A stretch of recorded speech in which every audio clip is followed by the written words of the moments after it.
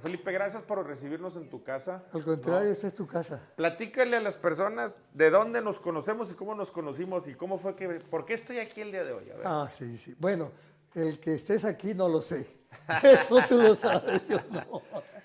Bueno, tú me invitaste. Yo encantado Bueno. de recibirte. No, te he estado siguiendo en Face, la verdad, y coincidimos mucho en lo que es de Morena, la 4T, Andrés Manuel, etcétera, etcétera, etcétera, todo esos rollos, ¿no? Claro. Y pues me gusta que los cambios que está sufriendo el país actualmente, y veo que tú estás participando de manera muy directa, y eso a mí la verdad me gusta, me emociona. Para mí la mayor felicidad que he tenido prácticamente toda mi vida fue cuando ganó Andrés Manuel. Mira, qué padre. La verdad. ¿Por qué? Porque había tenido que padecer todos los gobiernos anteriores. A pesar que yo trabajé en gobierno toda mi vida, pues yo soy administrador público, entonces no puedo trabajar en otro lado. En otro lado más que el gobierno. Por ideología y por, ¿cómo se dice? Vocación de servicio. ¿Administrador público en dónde estudiaste? En la UNAM. En la UNAM. Yo estudié en la UNAM y aparte di clases también en la UNAM algún tiempo y fui ayudante de investigador en la UNAM. Yo trabajé en el área de la unidad de matemáticas de la Facultad de Ciencias Políticas. Wow. Entonces, hacíamos proyectos muy locos, nos encargábamos de hacer modelos matemáticos de las ciencias sociales. Es lo que te iba a decir, algo similar a estudios actuariales, nomás que enfocado en riesgos a estudios de participación, me imagino. ¿Ah? Nos metimos muchísimo en planeación, nos metimos mucho en teoría del conflicto, teoría de la paz, teoría de la guerra. Si quieres teoría del conflicto, ve al Congreso ahorita, cabrón. No. Ahí tienes de todo, ¿no? No, en negociación colectiva, todos esos rollos hicimos muchísimo, pero todo teórico. ¿Eres de aquí o de dónde eres? No, yo soy de Veracruz. De Veracruz. Soy del sureste. Del sureste. Pegadito a Tabasco, el río Tancochapa divide el estado de Veracruz del estado de Tabasco. ¿Y cómo terminaste en Nuevo León? Platícanos. Ay, es una historia muy larga. Pues no tenemos todo el tiempo del mundo. Bueno. Soy diputado, me levanto y me desocupo. No, no es cierto, ando jalando, pero no, a ver, pero antes que otra cosa, platícame un poco de tu infancia en Veracruz. De mi infancia en Veracruz. Sí, ¿cómo fue? Bueno, una infancia libre. Podías andar por todos lados, descalzo, en el río, nadar en el río a la hora que quisieras, estudiar la primaria, etc. Era una cosa muy especial. Haz de cuenta que era como Macondo, de García Márquez. Era una ciudad dividida en dos partes. Que por cierto, para que se enoje, sí. 100 años de soledad. No lo he podido terminar de leer. Los chingados Artemios me vuelven loco y cierro el libro. Perdón, yo sé que muchos van a decir que es una blasfemia, pero se vale pensar diferente hasta en literatura. No, dice Borges que si tú empiezas a leer un libro y de la primera página no lo puedes leer o no te gusta, déjalo. No importa. Coincido. Te decía, entonces era como Macondo, mi pueblo. De un lado estaban los obreros, donde yo nací, y del otro lado estaban los técnicos. Todavía había resabios de algunos americanos que se quedaron de la expropiación petrolera. Mira. Muchos americanos, alemanes todavía, que hasta la fecha no me pregunto si no eran todavía refugiados de la Segunda Guerra Mundial, ¿no? Sí, acuérdate que las historias negras hablan de que muchos se refugiaron justamente en Veracruz, los que no llegaron a Argentina. Entonces siempre he pensado en eso. Nunca me he metido a investigar. No, y dejémoslos en paz, ¿no? Eso ya. El país tiene otros problemas. Exacto. Entonces ahí estudié primaria, parte de la secundaria, luego me fui al puerto de Veracruz a terminar la prepa y luego me vine a la Ciudad de México. Entonces yo quería estudiar psicología, la verdad. Educación pública. ¿Mande? ¿O privada? ¿Educación pública? En la UNAM. No, en la escuela, secundaria. Toda mi vida pública. Obviamente la UNAM. Nunca he estado en una escuela privada. Yo también. Nunca. Somos producto de la educación pública. Sí, mi papá era obrero y yo la facultad la cursé teniendo 4 hijos, estando casado. Wow. Y hice mi carrera en 3 años, que era de 4. Y aparte di clases. Pues, traías prisa para todo, 4 hijos y 3 de la carrera a esa edad. Tenía una gran necesidad y una gran prisa, la verdad, por elevar un poquito mi estatus económico. Te felicito. Era importantísimo. ¿Te casaste a cuántos años? 24. ¿Fue tu primer bebé de los 25? Más o menos, sí. Imagínate, cabrón. Sí. Entonces, ¿Sí traías prisa? Y en la Ciudad de México, con la demanda que había, no tenía yo carro. Entonces una hermana me prestó para comprar un bochito. Todavía me faltaban Nuestra generación. 400 pesos. De algo nuestra así, generación, para darle quien enganche. no tuvo un bocho, no vivió. ¿Estás Sí. de acuerdo? Entonces era mi bochito para ir Yo vivía por el Politécnico y tenía que ir hasta la universidad. Entonces atravesé, no sé si conozcas la Ciudad de México Sí, bien. claro, viví ahí un año y voy a cada semana. Bueno, atravesaba yo toda la Ciudad de México diario. Yo llegaba a trabajar en una unidad de Pemex en Tlatelolco. Entonces yo vivía por el Politécnico. Entonces me quedaba de paso. Trabajaba a las 3:30. Pero luego irse a la UNAM. Me subía, tenía clase a las 4. Agarraba el carro, en el camino comiendo un sándwich. Sí. A las 10 de la noche termina la facultad, regresa a tu casa, prepara las clases, No, los dos ojos me temblaban así, mira, de los nervios. Yo trabajé en la Fiscalía General de la República, algo muy similar. Ajá. Y vivía en Insurgentes Cuicuilco, adelantito del UNAM. Y trabajaba en el Monumento de la Revolución. Ahí Tlatelolco está un poco más adelante. Sí, pero, claro. O Sí. sea, 1:20 para llegar a Jalapa. Sí. No, Yo diario. Diario, sí. Entonces, Pues vivía cerca de Andrés Manuel, él vivía cerquita del CUC, sí, Centro Universitario Cultural. es correcto. Entonces yo estudié en la Facultad de Ciencias Políticas, caí por accidente, yo quería psicología, pero tenía un primo, ya se murió, que era maestro de Relaciones Internacionales, José Cabribarra se llama, tiene libros por ahí escritos. Entonces él me ayudó a entrar a la facultad. Entonces me gustó. Y entraste a Ciencias Políticas. Y entré a Ciencia Política, de ahí me invitaron a trabajar. Es En una aquel breve tiempo reseña. tenía una buena reputación Ciencias Políticas. Sí. Porque aquí fíjate que Nuevo León tiene poquito que tiene buena reputación. Fíjate que estoy de acuerdo totalmente con el presidente, con lo que dice que la universidad se ha, como dice él, no es propiamente aburguesado, se ha mediatizado la universidad. Ya no es gente de lucha como cuando estaba don Pablo González, que marcaba el ritmo del país. La universidad era el reflejo del país, de la efervescencia que había en el país con don Pablo. Sí. Sale don Pablo y entra Soberón, que le decían entre paréntesis sombrerón, y ahí se cae la investigación. Yo tenía gente, el director de la facultad era el maestro, se me fue ahorita. Sí, no, ahorita regresa. Bueno, él era estudiante de Marx, pues, era marxista. Entonces, venía de París junto con Gerardo Estrada, que era su secretario general auxiliar. Entonces eran gente de mucho pensar. En ese entonces estaba inclusive el papá que es del NINE, ¿cómo se llama? ¿De Córdoba? De Córdoba, don Arnaldo Córdoba, una gran persona, un gran catedrático, un gran maestro. Claro. Estaba mucha gente. Yo trabajé con el doctor Lian Karp, que era físico matemático. Curiosamente, ¿qué hacía un físico matemático en la Facultad de Ciencias Políticas?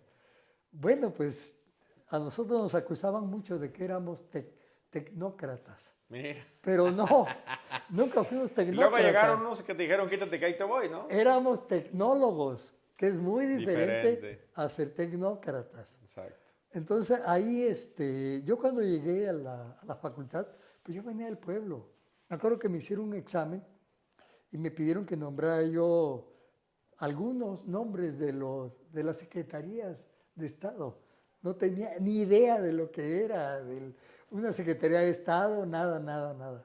Pero ahí te vas relacionando y te vas politizando y vas agarrando una conciencia sobre todo, ¿no? Oye, que es lo más importante. ¿Por qué es diferente el tecnócrata al tecnólogo? Porque el tecnócrata usa la tecnología para dominar en el poder, cuando está en el poder. Entonces, el tecnólogo usa la tecnología para buscar el bienestar de la población, de lo que habla el presidente, de la movilidad social, de la distribución de los beneficios sociales, etcétera, etcétera. Esa es la gran diferencia. Gran definición. Sí, ahorita estaba yo viendo algo de una discusión que traen ¿de qué era? Hablando de esto casualmente, diciendo de que con lo del búnker que encontraron de García Luna, ¿no? Ajá. De que le cuestionaban al presidente si que era centro de información o centro de espionaje, ¿sí? O sea, pues depende para qué lo uses. Exactamente. O sea, la tecnología no es la culpable de para qué la uses. El cuchillo sueco, que es el mejor acero, puede servir para construir el socialismo o puede construir también una dictadura, ¿no? Claro. Entonces no es la tecnología, por eso defiendo a los tecnólogos. ¿Por qué? Porque yo creo que la aplicación de la técnica es beneficiosa, si no, no tendríamos todos los desarrollos, no hubiéramos llegado a la luna, no hubiéramos hecho nada. Me parece una gran definición lo que dices tú, porque a veces los grupos más conservadores o las personas con un pensamiento un poco más corto le achacan a ciertas cosas la conducta humana, y la conducta humana es la que hace bueno o mal uso de las cosas. Tú puedes tener un arma en tu mano que evidentemente si es un policía la tienes como un arma de persuasión, si es un delincuente es como un arma para hacer daño, ¿no? Entonces ese es un asunto interesante, porque luego en la historia de la humanidad hemos tenido momentos donde se ha pretendido censurar ciertas cosas, hasta cierta tecnología, y eso es pues un poco por ignorancia, ¿no? Entonces aquí está un ejemplo clarísimo de cómo es tecnócrata. Mucha ignorancia. Bueno, perdón. No, dime. Adelante. No, tú primero. Estaba viendo una entrevista ahorita de Juan Carlos Monedero. Sí. Sí, no sé si la viste. No la he visto. Estupenda, ¿eh? A mí me encanta ese señor, Juan Carlos Monedero. Hasta se me hace que tiene cierta proximidad con el país, porque anda muy seguido por acá. Por acá. No lo sé, fíjate, no lo sé. Pero se me hace una gente muy inteligente, muy analítica. Me gustó mucho lo que dijo y me espantó, la verdad. ¿De qué hablaba? Hablaba de los resabios que quedan todavía del prianismo en este país. No, yo creo que resabios no. Y eso es muy fuerte, muy pesado, todavía gravita mucho en la mentalidad de las personas, sobre todo en las clases medias, que son las que traen un poquito más de información. Son súper ignorantes también, ¿no? Porque definitivamente. Entonces él hablaba de eso, del gran temor que tenemos que tener cuidado, pues, en Morena, de las infiltraciones. Es que fíjate que hay una especie de secuestro ideológico, sobre todo del PRI. Sobre todo del PRI más que del PAN, porque evidentemente nuestra plataforma es muy diferente. Exacto. ¿no? Exacto. Pero hay una especie de secuestro ideológico, y yo lo veo con muchos compañeros y compañeras a nivel nacional, que por sentarse con un viejo dinosaurio le rinden pleitesía. Sí. Como si mira, te voy a platicar mi primer día en la Cámara de Diputados Federal, cuando fui diputado federal. Ajá. Entro a San Lázaro, entro por la puerta de en medio, la puerta principal. Llegas y ves un candil impresionante que está ahí, y una sala donde dices, aquí vamos a estar sentados 500 personas los siguientes 3 años. En eso veo pasar a un ex precandidato presidencial, que era compañero diputado mío, a un ex gobernador, me explico. Por allá veo a un líder de la izquierda que incluso recibió un balazo en el 68, empiezo a ver todo. Y para mí ese primer día fue como ir a Disneylandia teniendo 8 años. Porque si vas a Disneylandia teniendo 2, sufres. Ajá. Y si vas teniendo 15, no lo disfrutas tanto. No, ese momento, yo nunca fui a Disneylandia de 8 años, pero me imagino lo ubico ahí, ¿no? Yo fui como a los 40 y lo disfruté muchísimo. Sí, pero yo la primera vez que fui yo tenía 32 años y lo disfruté, pero dije yo, chingado, porque no puedo venir a los 8, ¿no? Pero yo cuando vi a mis hijos, a los 8 era la edad ideal. Exacto. Porque pasan a casi todos los juegos. Ahorita anda mi nieta en Disney World. Bueno. Entonces dije yo, no manches, veía al exgobernador y yo pensaba que era Goofy o como estas estrellas. Sí. Cuando empiezas a platicar con ellos y empiezas a hablar, yo siempre he sido contestatario, yo no me siento con una persona. Es que ese recurso nos han dejado. Exacto. O eres violento o eres contestatario, pero yo no, o eres agachado. Sí, no tienes otra opción. No hay más. Pues nos han dejado ser contestatarios. Yo siempre me siento de buena fe, cierto. pero nunca me siento ni con prejuicios ni con predisposiciones. Pero sobre todo tampoco me siento pensando en la superior. Yo quiero que la persona que yo creo que es inteligente me lo demuestre que lo es. Claro. Me explico, porque si no tú llegas a sentarte y ya estás en una condición negativa frente a él, te sintiéndote menos, ¿no? Sin ser grosero ni desparpajado. Sí. Mejor desparpajado sí. Bueno, sí. A los 2 meses no jodas la decepción de decir, no manches, y este güey o esta dama pudo haber sido o pudo haber llegado. No te trae nada en el morral. Era un asunto de percepción. Pura ¿Me explico, no? Y de repente me pasaba mucho con los compañeros, fíjate, de Tabasco y de Oaxaca. Decías, se subían a la tribuna y decían unas cosas. Ahorita. No, ahorita ya no, pero yo te hablo en esa legislatura. Decías, no manches, este cabrón debe ser presidente. Qué bien habla, cómo estructura, cómo lo dice. Perdón, al revés. No, al revés. Sí. O sea, traían nosotros una preparación. En Nuevo León nuestra clase política no es muy... No tenemos personajes nacionales, me explico. El único personaje nacional que tenemos ahorita es, nacionales ahorita, Tatiana, ya no está en el gabinete, pero Tatiana fue un personaje que se convirtió en nacional. Sí. Pero en general la clase, creo que el último personaje nacional que tuvimos probablemente fue Natividad González Pará, que hizo su carrera en México, ¿no? Uh-huh. O sea, pero no así como aquí en México me tocaba. Y entonces dices tú, ¿qué onda con esto? ¿Cómo está pasando ahí? Por eso ahora que hablas tú de la parte de la administración y todo eso, me parece muy interesante lo que me estás diciendo, ¿no? Que dices, oye, es que ¿cómo fuiste tú desarrollando tu carrera? Esta parte de los matemáticos, los actores. Hoy la política, lamentablemente, como es un asunto de percepción, porque en una campaña no conoces a las personas, nada más conoces por encimita. Es mucho de emociones y por eso en Nuevo León nos hemos llevado cada chasco. Ojalá yo hubiera una herramienta tecnológica que te dijera, un detector de mentiras para políticos. Mira, yo creo que esa la construye uno con el análisis. Pero no todo hay que analizar mucho. Para eso está la filosofía y están los filósofos. Hay que hacerles caso también. O sea, no nada más a los políticos. Porque el político busca el poder, más que nada. A través de como sea. A través de cómo sea. Por lo general, en la búsqueda del poder no tiene escrúpulos. Hablando de los medios y los fines y todos esos rollos, ¿no? Pero yo creo que estamos en un muy buen momento, porque ya la ideología de México ha cambiado. Sí. La percepción de las personas cada día están más politizadas. Yo veo con frecuencia personas que dices tú, este señor es muy humilde, ¿qué va a saber de política? Pues el señor sabe muchísimo y sabe lo que le duele y lo que necesita y cómo hacerlo. Y curiosamente están con el presidente. Ayer estuvimos en la colonia Artículo 27 y me impresionó un señor ahí que también chateó con él por WhatsApp, que me hablaba de algo que yo pienso que la gente no se da cuenta. Nosotros los diputados de Nuevo León tenemos un bono de gestoría. ¿Un qué? Bono de gestoría. Ajá. Para algunos es un sobresueldo disfrazado. Sí. ¿No? Yo lo transparento, está en mi página web, lo subo mes a mes, cómo me lo gasto, etc. Ajá. Y yo veo que a la gente no le importa.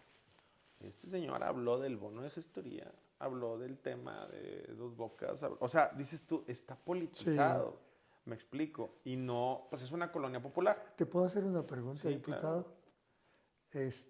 Las que quieras, pues no me digas diputado, dime Waldo, porque no nos llevamos tan pesado, porque entonces te voy a decir tecnócrata y te vas a encabronar. No, tecnólogo no. No, tecnócrata, no. Tecnócrata. Me gustaría conocer qué tipo de acciones consideras tú, desde tu curul, pues, necesarias para elevar la capacidad tanto económica como cultural e intelectual del pueblo. Mira, me parece que el problema principal que tenemos es que en México, en la parte cultural y en la parte sobre todo ciudadano, en México hemos alejado o hemos despreciado a la política, más en Nuevo León. Pero en general está esta idea de, no, es que todo lo politizan, todo, como si fuera malo. Ajá. Entonces, no hablamos con los niños, con los jóvenes, sobre la realidad política del país. Deberían de tener en la escuela clases de política, de entender el pensamiento. A ver, cuando no pude ser candidato, empecé a entrevistar de todas las plataformas, iban a un programa que yo tenía. Y fue un chavo que me dijo, es que yo soy de Movimiento Ciudadano, porque Movimiento Ciudadano defiende el derecho a la vida, y yo estudié en el seminario y acabo de salir. Y yo le digo, oye, güey, si sabes que Movimiento Ciudadano no defiende el derecho a la vida, está a favor del aborto. No, claro que no. ¿Sí? A ver, ¿ya leíste los postulados básicos de ese partido? No, léelos. O sea, el problema es que a nivel en círculos inferiores no preparamos a los niños para entender lo que es el civismo, la sociedad, la política. En mi época existía el civismo. Pero es que lo quitaron. La parte, y fíjate. Lo poquito que sabía de civismo lo aprendí en la escuela, en la primaria, en la secundaria, cuando estudié ética y estudié todo eso. A ver, yo hice, a mí la materia que más me gustaba y que cuando dije, qué hueva, nos van a dar ética, era ética. Porque el dilema que te plantea cada clase es una maravilla, claro. ¿No? Pero fíjate, te voy a platicar algo. Yo hice una película animada para niños por los 100 años de la Constitución. Uh-huh. Estaba el Bronco de gobernador y de secretaria de Educación Pública, una dama que no recuerdo su nombre. Primero estuvo Arturo Estrada Camargo, pero luego estaba esta dama, que ahora la andan investigando. Y entonces le digo al gobernador, oye gobernador, hice una película animada de la Constitución. Me gustaría llevarla a las escuelas. Era una caricatura donde Venustiano Carranza sale y les explica los derechos a los niños, pero en caricatura, muy simple. La secretaria de Educación Pública me dijo, no se puede porque vas a politizar. Y entonces le dije, oiga, ¿sí sabe Aristóteles decía que el hombre es un animal político. Claro. Les hombres son politicón. Exacto. Ese es el lema de mi facultad. Dices, si no politizas... O sea, en este mundo hay dos tipos de personas nada más, dice. Gobernantes y súbditos. Claro. ¿Qué quieres ser? Exactamente. O sea, si estás en la ignorancia, estás en el limbo. Bueno, a ver. Totalmente. Cuando tú en tu casa, antes de salir y tienes 3 o 4 hijos ya en edad, ya mayores, son 15, 16, digamos que jóvenes por entrar a la edad adulta, ¿cuántas veces los padres no dicen, vamos a salir, Chuchito, ahí te encargo? Eso es un acto político. Claro. Pero la gente no lo ve, entonces, porque es una decisión y estás haciendo una encomienda a alguien. ¿A qué voy aquí con a lo que me regresaba? Hemos rechazado a la política. Ese es el primer problema que tenemos. El segundo es... La han, ¿cómo se dice? Hecho parecer... Mala. Satanizado. Sí, la han hecho parecer mala. Algo que todo el político es corrupto, todo el político es... Pero vamos a hablar de la política, como ciencia política.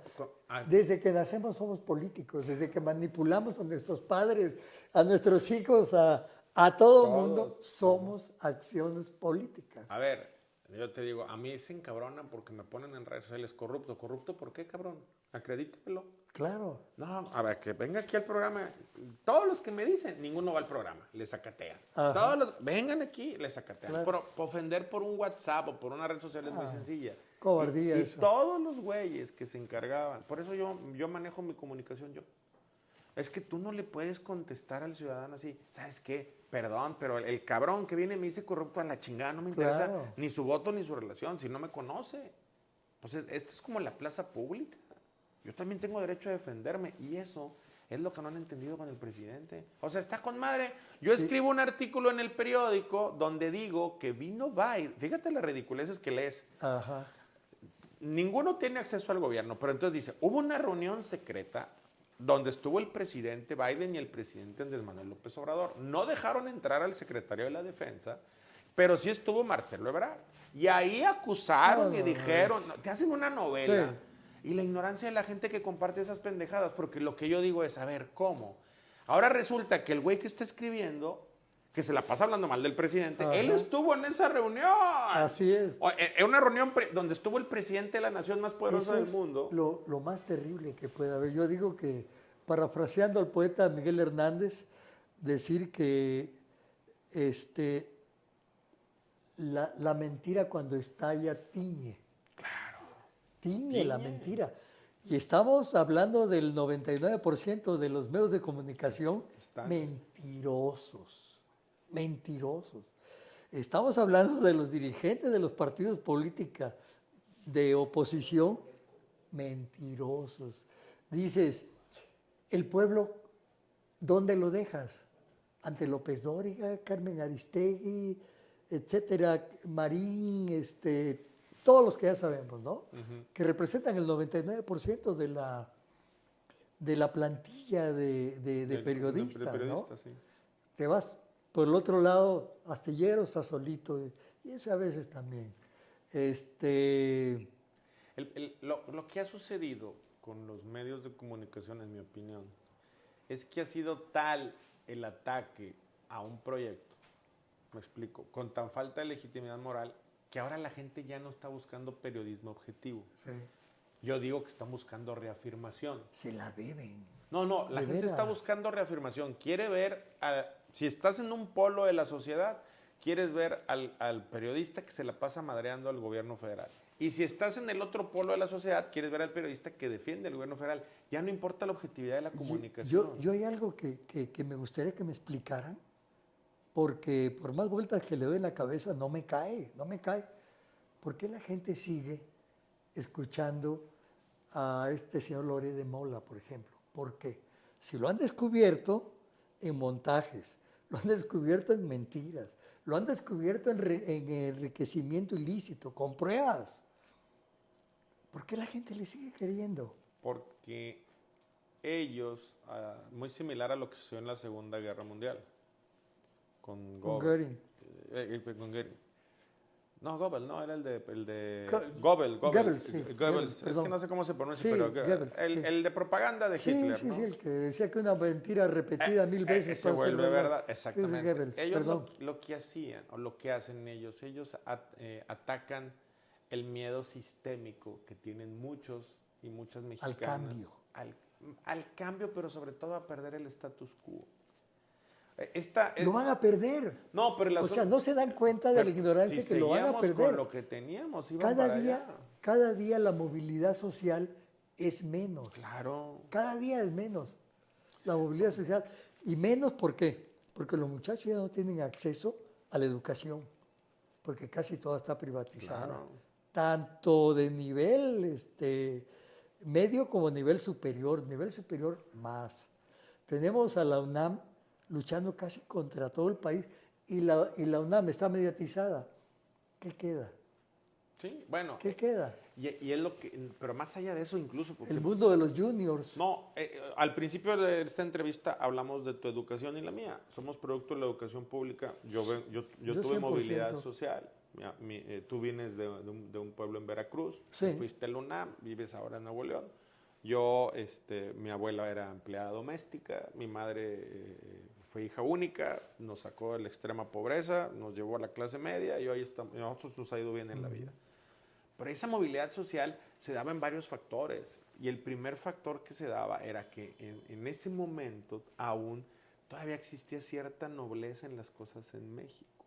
Sí, la gente pero la perversión que se dio, sí. Mi movilidad social se detiene, me explico, lo que logré, la prevención que se empieza a dar cuando PRI y PAN realmente hacen negocios y no política. No. Sí. ¿Qué es lo que sucede? Lo que sucedió con ellos. Y ahora lo ves, desmantelan. Sacas el tema de Genaro García Luna y está involucrado un gobernador del PRI, sale por ahí apareciendo el PAN. O sea, es un asunto que dices tú, se perdió toda lógica. Así es. Que es bien triste cuando te dicen, no, es que no es posible el tema del outsourcing. No la chingues, ¿cuántas personas trabajaron 40 años y llegaron a los 60, 65 años a jubilarse al pensión del seguro y se dieron cuenta que el patrón no los tenía pagando con su salario? Sí, a mí me da... Y ahora tiene una pensión de 1,000 pesos. Me da una rabia, la verdad, cuando dicen, por ejemplo, este es pobre porque es huevón. Sí, no tiene ni idea. Dices, yo lo vi con mi padre que se rajó el alma trabajando y a la hora que lo fueran a buscar en la madrugada con tal de tener un tiempo extra para mantenernos a 6, se rajaba el alma y no era ningún huevón. Y era imagínate lo orgulloso que se sintió. ¿Vive o ya no vive? No. Bueno, no. que se debe haber sentido él siendo obrero, tener un hijo que se graduó de una universidad. ¿Y de qué universidad? Te voy a platicar una historia. El día de la graduación, perdón, estábamos en... corten. No pasa nada. Lloró tu papá. No fue a la graduación. No fue. ¿Por qué? Porque tenía miedo de sentirse mal en la graduación. ¿Por qué? Porque nuestro padrino de la generación fue Luis Echeverría y estaba toda la planilla ahí en el teatro de la... ¿Cómo se llama? Teatro de la República, una cosa así. Nos estaban entregando los diplomas a todo. Quiero que sepas que a mí me pasó algo igual. Cuando yo mi papá lo vi llorar 2 veces, nada más. Mi papá fue el primero que se murió en casa, entonces era un hombre grande, español, un gran tipo, pero tozonudo, parecía que siempre, los españoles parecen que siempre están enojados. Sí, de lógico. Yo me acuerdo mucho que en unas vacaciones que no nos pudo acompañar, cuando nos fuimos se soltó llorando como si hubiera muerto alguien. ¿Por tu grabación? No. Unas vacaciones cuando salimos se soltó llorando porque él no iba a ir. Íbamos mi mamá y mis 2 hermanos y la familia y él llorando. Y me impresionó, tan impresionado estoy que la única duda es que lo iba a llorar. Y la otra vez es cuando me gradué en la Facultad de Derecho, cuando yo decía, pues es un título, es un papel. No, para ellos es... Fue impresionante cómo lloraba. Y puta, yo no sabía qué hacer. O sea, es muy incómodo porque mi familia éramos una familia fría. No éramos una familia de te quiero, te abrazo, como otras familias cariñosas. Así es parte de nuestra formación de ahí. Entonces yo me lo veía llorar, que me abrazaba y lloraba, y lloraba, y lloraba, y lloraba, y lloraba, y no entendía. Un día le pregunté, papá, es que ese día, ¿por qué llorabas? Dijo, es que tú no sabes lo que significa para un campesino tener un hijo con un título, cabrón. Pues me imagino que era la emoción que sentía tu papá. Igual. ¿No? Igual. Entonces digo, nosotros pudimos acceder a esa movilidad social aún, pero la realidad es que en esa parte de movilidad social teníamos algo que creo que se perdió en alguna etapa a muchas personas, escrúpulos. Pues eso es lo que ha recalcado el presidente ahora, movilidad social. Yo sé que el término es muy de ciencias políticas, pero ojalá permeara hacia abajo el término y se buscara la movilidad social. Hace poquito le decía yo a mi hijo, le digo, es que hablan de crecimiento, no hablan de desarrollo. O sea, crecimiento, me creció un brazo más que el otro, pero no me estoy desarrollando íntegramente. Claro. Entonces lo que se requiere aquí es tener las facilidades, pero por eso mi pregunta era en ese sentido. O sea, tú como diputado, ¿podrías influir en lograr esa movilidad social? Sí, mira, el problema es que... partiendo desde la primaria sí. hasta la parte de arriba que es el trabajo, porque en mi época decían, hay 10,000 muchachos estudiando, pero cuando salen, ¿qué? No, creo a eso me refiero. Coincido. El problema que tenemos nosotros es, primero, como país tenemos que entender que hay generaciones perdidas. Ya no podemos hacer nada con la gente de nuestra edad. El que es bueno, el que es malo, etc.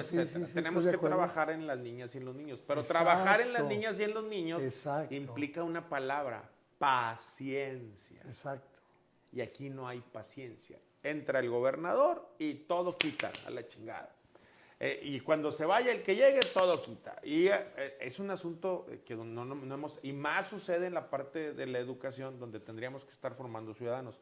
Pero la otra también es que a veces, en Nuevo León sucede mucho que las universidades, tanto las públicas y las privadas, forman emprendedores. Y eso no es malo, me explico, pero forman emprendedores sin sentido social, ¿no? De acuerdo, 100%. Luego hay un nivel, iba. sin sentido social. Sí. Entonces estás en esta dinámica donde muchos dicen, no, es que el presidente da un sermón. Pues es que está dando un sermón, güey, la sociedad está enferma. ¿Cómo es posible que haya personas que se quejen de que el presidente está acabando con el outsourcing?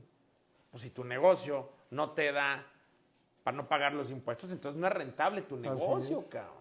¿Me explico? Entonces, aquí, si yo fuera el gobernador de Nuevo León, lo primero que haría es, hay una cosa que se llama Consejo Nuevo León, donde están representados los aristócratas. Pero el aristócrata, el que vive en San Pedro, ¿qué chingados sabe de las...? Simplemente el que vive en San Pedro no batalla con Paso de los Leones. Así es. Son muy buenas personas, pero no batalla con Paso de los Leones. Menos batalla con un camión, batalla con el metro, batalla con conectividad de algo tan válido como el internet. Entonces, aquí el asunto con el carro último modelo, con el yate, con las cosas es como superfluas totalmente.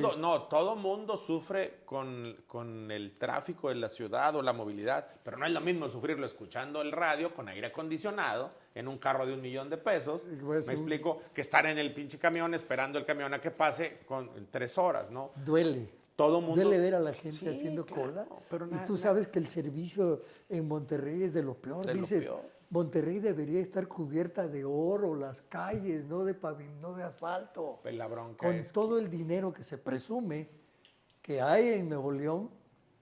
O sea, es que agarras Monterrey y vete tantito afuera, a Gualahuises o no sé dónde, y la pobreza es extrema. Pero pareciera que esas personas no tienen derecho a lo mismo, exacto. Porque aquí tienen una visión.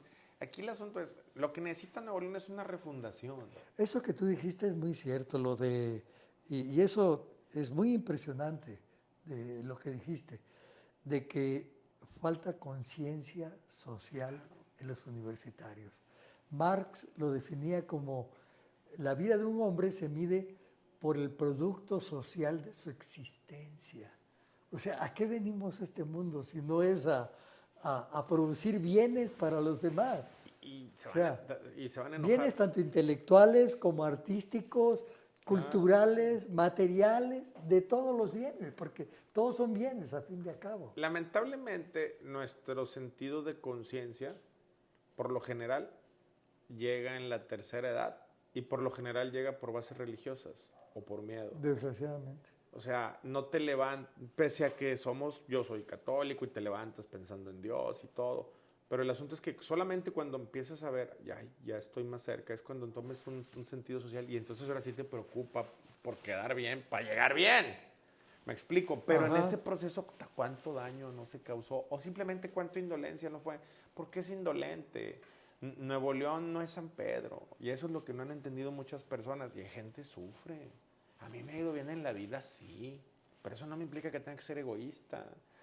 Y cada quien tampoco puedes estar tomando de tu dinero y darle a todo el mundo. No hay cartera que aguante eso, para eso es el gobierno. No menos, o sea, el grano de arena. Exacto, pero así se forma. Pero creo que el grave problema que tenemos en Nuevo León es que si no generamos no refundamos al Estado sustentado en la educación, pero una educación universal. Concientización. Exacto. Si Eso que tú manejaste, concientización, es fundamental. Porque si no, no vamos a avanzar. Estaba escuchando hace poquito el presidente cuando venía en un avión que una señora le empezó a reclamar. Entonces el presidente, muy inteligente, le dijo, mire señora, usted ya es así y yo soy así. Ya no vamos a cambiar. Mejor siga su camino y hay que le vaya bien, ¿no? Bueno, Con esas personas no se puede hacer nada, pero con los jóvenes, con la concientización de los jóvenes, pero partiendo desde el kinder, empezar a educar a esos jóvenes en ser parte de la humanidad, pues, entendamos como humanidad, ¿no? Claro, o sea, yo lo que creo es, por ejemplo, a mí una materia que me encantó en mi carrera fue la de filosofía, pero no todas las carreras tienen filosofía. Solamente las carreras que están enfocadas a humanidades, ciencias políticas, a los ingenieros no les dan filosofía.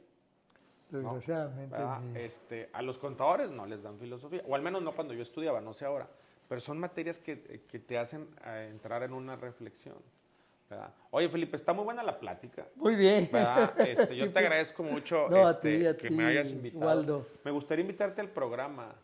¿Te gustaría asistir claro. algo? Ahí a batallar con el Lalo Hussein. Nada más no pongas a llorar, por favor, porque luego me siento pero, muy mal. Pero, no me hagas preguntas de la infancia. Las emociones es parte de nuestra porque vida. Porque soy muy emocional. No. Y la verdad que... Nada más para cerrar. Emocionalmente tengo 15 años, creo, o algo así todavía. Yo soy muy chillón. ¿Mis hijos qué? ¿Tus hijos están dónde? Yo tengo un hijo que vive aquí arriba, Perfecto. en el 5º sector. Se llama Felipe Cabra, igual que yo. Saludos a Felipe. Sí. ¿Verdad? Creo que lo conozco. A lo mejor sí, él me ha platicado de ti Así también. Así es, buen amigo, ¿no? Sí. ¿Verdad? ¿Y los demás? Los demás están en México. En México. Sí. ¿Verdad? Pues saludos a todos ellos. Tengo 4 hijos en México. Una está en Houston. ¿En Houston? Sí. Entonces estamos mi hijo está a punto de irse a vivir a Houston. ¿Mandé? Mi hijo mayor está a punto de irse a vivir a Houston. ¿Irse a vivir a Veracruz? A Houston. Houston. El mayor, sí. ¿Verdad? Muy bien. Entonces, me gustaría invitarte al programa, ¿te parece si nos acompañas? Sí, claro, porque, con todo gusto. Todos tus conocimientos y hablar hasta de literatura. Te voy a conseguir el libro que te dije. Sí, claro. De Maquiavelo y Napoleón. Claro, ¿Sale? claro que sí. Pues muchas gracias por habernos recibido. Contrario. ¿No? Y aquí se acaba otro mito, que no es posible que Morena ande en cumbres. Yo ando en cumbres y todo el mundo me ha saludado. Todos Morena, con la 4T. Saludos y bendiciones.